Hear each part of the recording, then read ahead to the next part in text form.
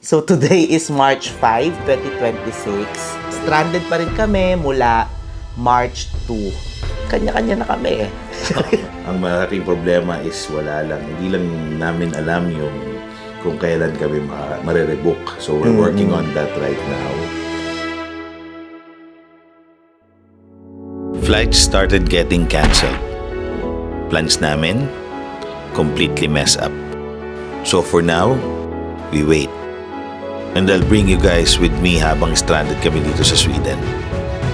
Because this wasn't part of the script.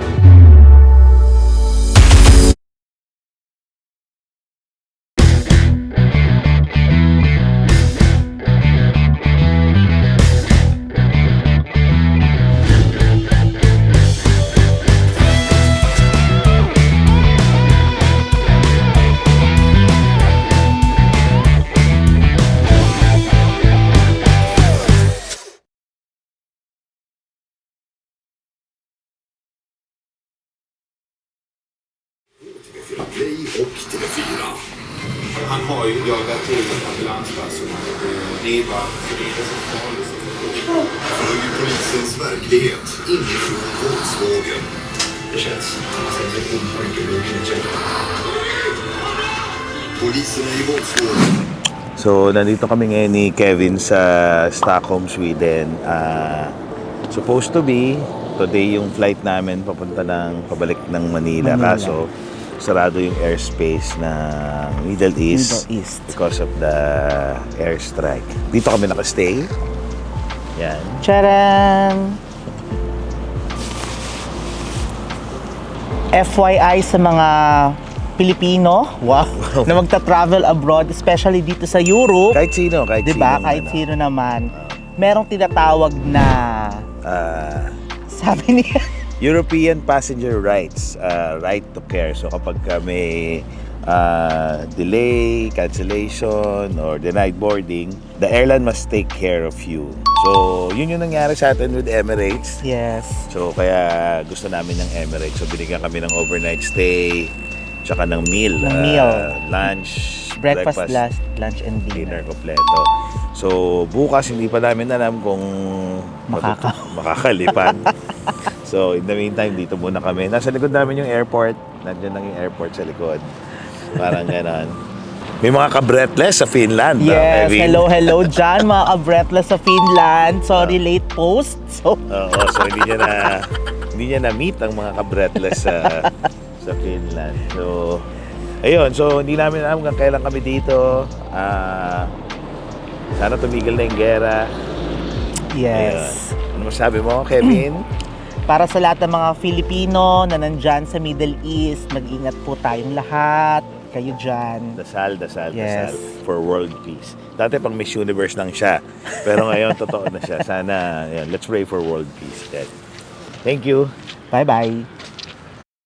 More than 1 million passengers have been affected by flight cancellations since the United States and Israel launched strikes on Iran over the weekend. The airport has been struck multiple times. We got 20 minutes from Dubai and turned around because the Iranians were firing missiles at Dubai. Virtually all of the flights in and out of the UAE have been canceled since Saturday.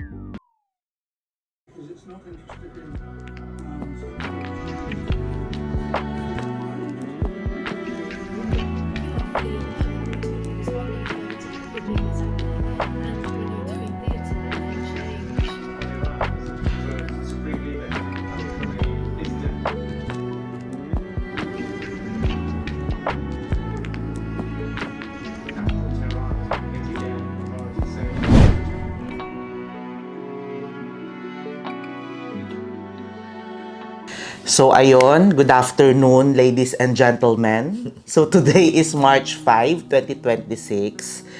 And nandito kami sa Arlanda, Stockholm Airport pa rin, no? Sa Radisson Blu. Kasi stranded pa rin kami mula March 2. So, yung 2 days, meron kaming 2 days na free accommodation and free meals from Emirates. Thank you so much, Emirates. Pero mula ngayon daw, kanya-kanya na kami eh. Wala na kami. Wala silang maibigay na free accommodation and free meal. So, nakakalungkot man. Wala naman kaming magawa kasi sinabi nila, but pwede naman daw yun i-refund. Parang ganun. Ang malaking problema is wala lang. Hindi lang namin alam yung kung kailan kami marerebook. So, we're working on that right now. So, in the meantime, lilipat muna kami in a bigger place. Kasi ang hirap dito sa hotel. So, unang-una wala na kaming damit. Kailangan namin ng apartment-style hotel para kahit paano makalaba kami. Meron din naman laundry dito, pero more than that, we need the space kasi at least yung may sala, may kwarto para kahit paano maka-work pa rin tayo. Yes. Maging productive pa din. And syempre, most importantly, yung may lutuan para makaluto tayo ng Filipino food. Parang gano'n. So, yun.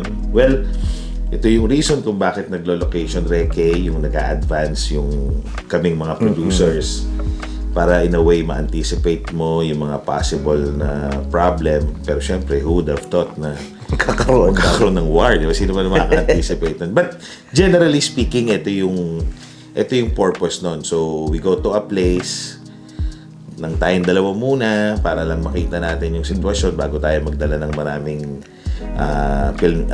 staff and crew here and actors, diba? So at least we can guarantee everybody yung safety and yung kahit papaano yung we know what to do just in case may mga problemang ganito. So isa sa mga realization is kailangan ng insurance. Yes. So kailangan naman, lagi naman tayo may insurance, pero kumbaga talagang kailangan ngayon talagang make sure na meron. We check the coverage and everything. Dati kasi standard naman sa atin, pero minsan hindi natin masyadong binibigyan ng importance. Pero insured naman tayo, don't get me wrong. Pero ngayon talagang medyo we have to take a closer look on the insurance policy para cases like this, kasi this is medyo unforeseen. Pero yun nga, isa sa mga lesson natin yan. So ayun, ano bang gagawin natin? So mag-impake na muna tayo, no? For the 1, 2, pang 5th time, yung muscle ko lumalaki, nakaka-impake ng maleta. Laki. Araw-araw tayo nag-impake. Pero, so ngayon, hopefully makahanap na tayo ng booking. Siguro we'll lean towards getting a flight, a different carrier kasi uncertain ang pa rin, Dubai. Para hindi dumaan muna sa Middle East. So maghahanap kami niyan today, mag-errands kami, maglalaba, and hopefully we can rebook our flight. And yun, so impake muna tayo, Kevin. Yes, halika na kasi baka ba? Check. Paulit-ulit na lang naman na to. Kaya na to, no? Hindi na para isipin kung paano mag-impake. Kabisado na natin mag-impake. Gusto mo, yung inyo naman impake ko eh. Okay, bye! Bye-bye! So nag-decide kaming kumuha na lang ng hotel outside the airport. Yung mga less than 30 minutes away lang para just in case kailangan namin bumalik bigla for documents, rebooking, or for anything, hindi na kami mahihirapan. To be honest, medyo nakakapagod din yung ganitong situation. Yung hindi mo alam kung kailan ka makakaalis. Parang everyday umaasa ka tapos reset ulit. Pero ang galing talaga, parang pelikula lang. May plano ka, may script, may schedule, tapos biglang may mangyayari na wala dun sa plano. And you just have to adjust. Sabi nga nila, the show must go on.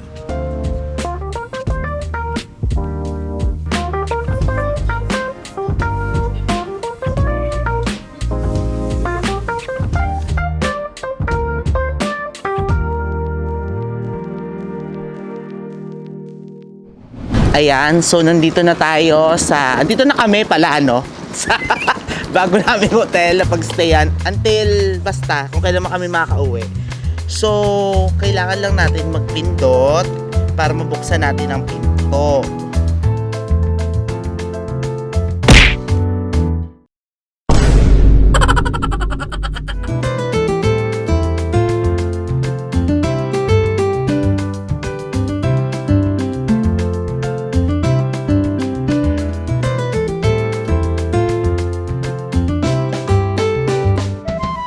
Ayan. So, hanapin natin ang C1102.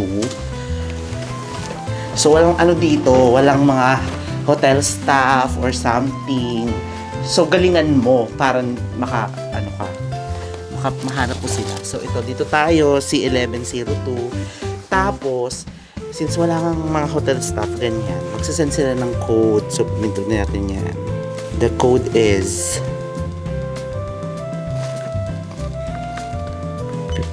15. Charis, mali. Yan. Bupa. Papasok tayo. Wow. Uy, ang laki. Lika kayo. Tour muna tayo para makita natin. So, welcome to my home. Andito na tayo sa sala. Just overlooking the beautiful. Uy, may yellow. Ay, di, wala pala. So, andito may kitchen, may kainan, may sofa, tapos may ref. Diba? Wala nga lang laman natin. Tapos, dito sa room na to ay ito yung single bed. Ayan, may single bed dyan. Oh, diba? Tapos, tingnan pa natin yung ibang pang kwarto. Meron pa dito. Actually, bago lang ako dito, kaya hindi ko din alam eh. Ito may double bed. Ayan. Para kila Kuya Lucky. Tapos, itong room naman na to ay ano to? Di ba? Wala lang, storage room. Pwede mong ilagay yung mga kung ano-ano dyan. Kung meron kang mga tinatagong lihim. Then, ito yung last na room. Kompleto. Merong shower, merong toilet, merong laundry, and there's diba? Ang ganda. Ang kagandahan nito kasi, mura siya. Mura namin itong nakuha sa ganitong napakalaking space. Pwede kang pwede kami maglampitin, pwede kaming jackstone, mag-biking. Sobrang laki, diba?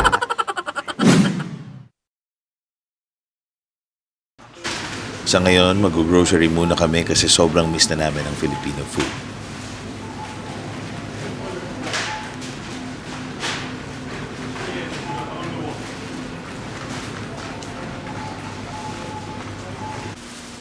Mamimili kami ng ingredients for adobo, kinamatisan at bulalo. So yan yung magiging pagkain namin for the next, hindi namin alam po ilang days.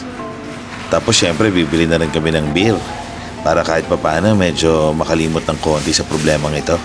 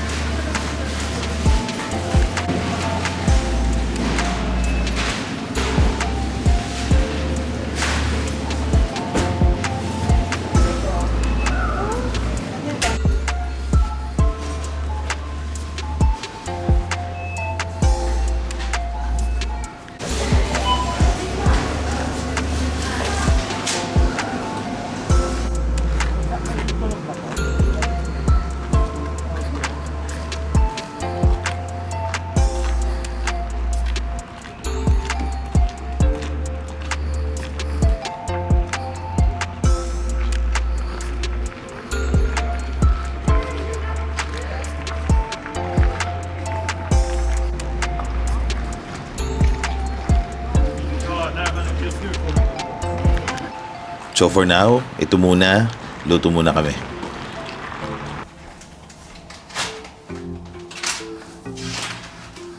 Siyempre, rice, di mawawala. Ayan. Ayan po ang rep. Ready na magluto. Needs of a population that was already very discontent.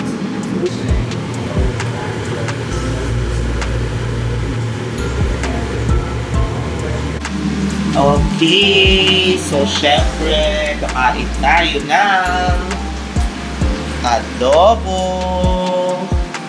Care of Chef Mavis Guerra of Mama Ruby's. Wow. Syempre, maparaan tayo, kaya dapat may adobo sa pagkainan. Tikman natin. Titikman lang natin muna kasi naglulog pa siya. Let's see.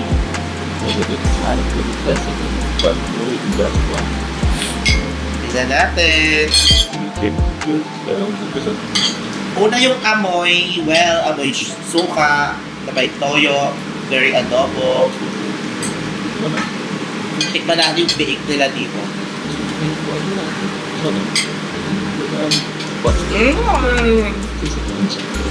Ang sarap, parang nasa Pilipinas lang. Good job, Ate Mavis. Pwede ka nang magluto. Isama.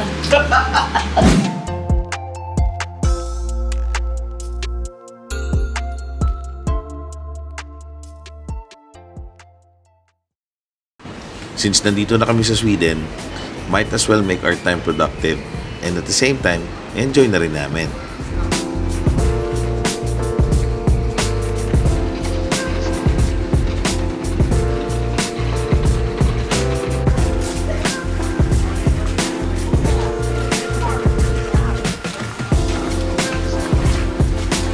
So, pumunta kami ng city center and we ended up here sa Gamla Stan.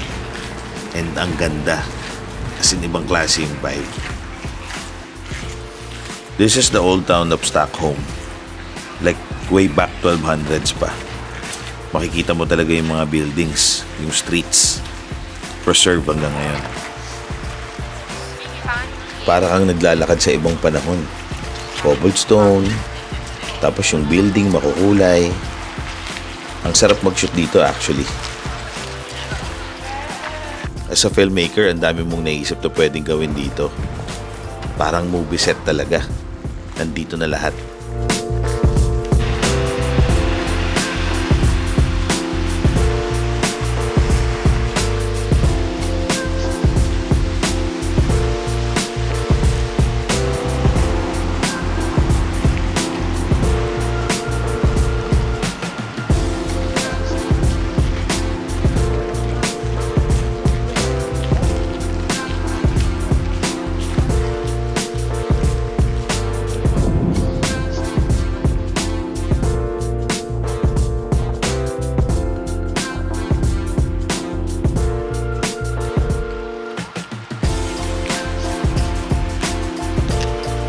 Ang cinematic ng place.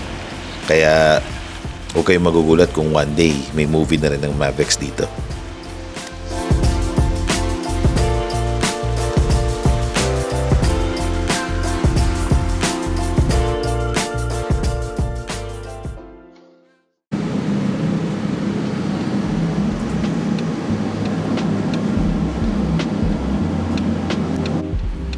After a long day and a long walk in the city center, we're back in our hotel and excited to eat our next Filipino food, which is kinamatisan.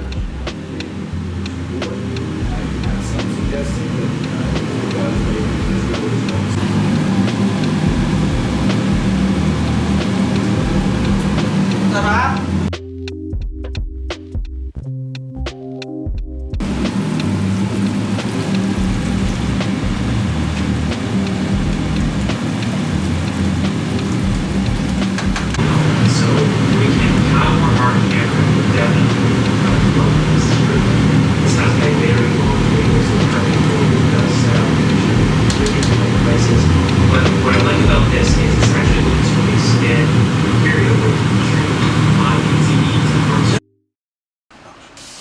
So today naman, naisip namin puntahan yung Uppsala. Since stuck na rin kami, sulitin na natin. Mga less than an hour lang siya from Stockholm. So parang quick escape lang din.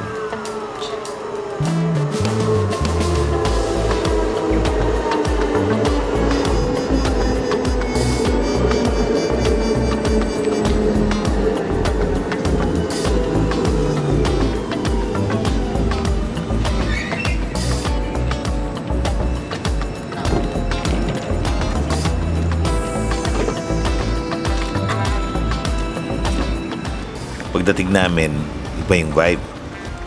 Dito mas relax, mas tahimik. Parang mas student city yung feel. Actually, Uppsala is one of the oldest cities in Sweden. Dito makikita ang Uppsala University, which is one of the oldest universities in Europe. Fun fact, dito rin nag-aral si... Mahirap i-pronounce eh. Siya yung nag-create ng modern system ng naming ng plants and animals.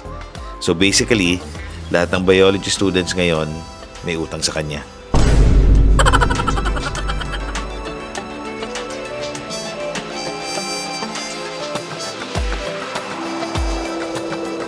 Ito naman yung Uppsala Cathedral.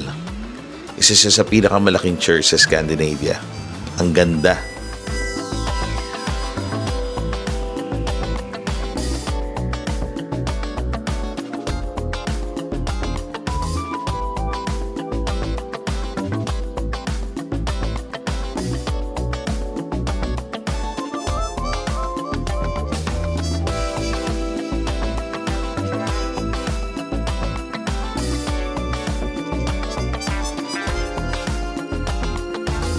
Habang naglalakad ka dito, parang ang daming stories na pwede mong buuin.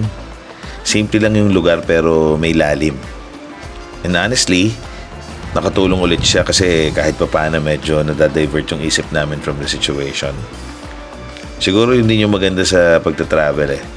Kahit hindi planado, may napupuntahan kang lugar na hindi mo naman sana makikita. Pero bigla mong makikita.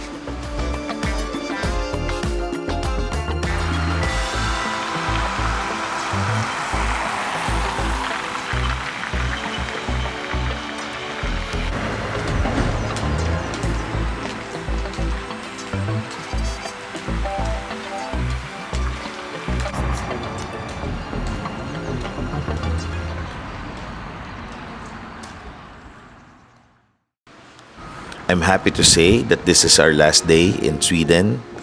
Finally, we book a flight na to Manila via Bangkok. So ayun, makakauwi na rin kami. But since meron pa kaming one day, we decided to spend it in Sigtuna. Sigtuna is one of the oldest town in Sweden. Founded around year 980, more than 1,000 years na yung history ng lugar. Ang lakas mo ka, Kuya Kim Atienza, di ba?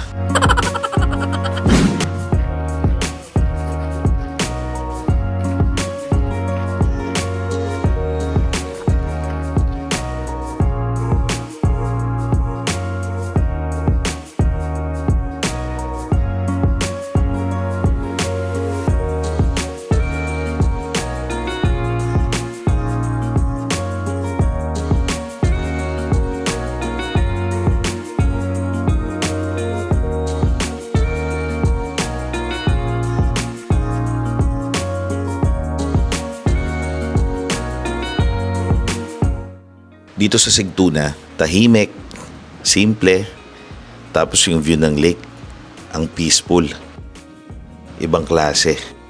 Parang yung nararamdaman namin ngayon na peace kasi makakauwi na kami. Ang interesting din kasi kung hindi kami na-stranded, hindi naman namin mapupuntahan yung mga ganitong lugar. From being stranded to actually discovering places like this, parang nag-iba yung meaning ng trip namin. Lagi talagang may silver lining yung mga problemang nangyayari sa buhay natin. Ganon din sa filmmaking. Kahit gaano ka ka-planned, yung mga hindi mo inaasahan, sila pa yung nagiging pinakamagandang part ng kwento.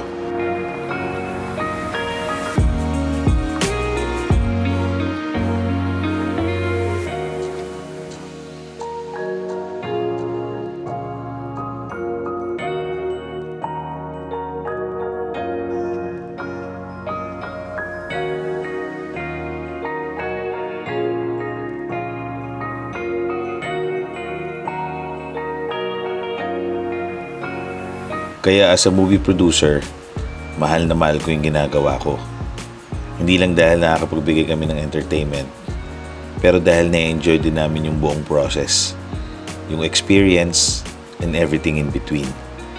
Kasi doon nanggagaling yung mga bagay na gusto namin iparamdam sa inyo pag pinanood yung pelikula. Kaya dito sa Mabex, We're always excited to tell you new stories.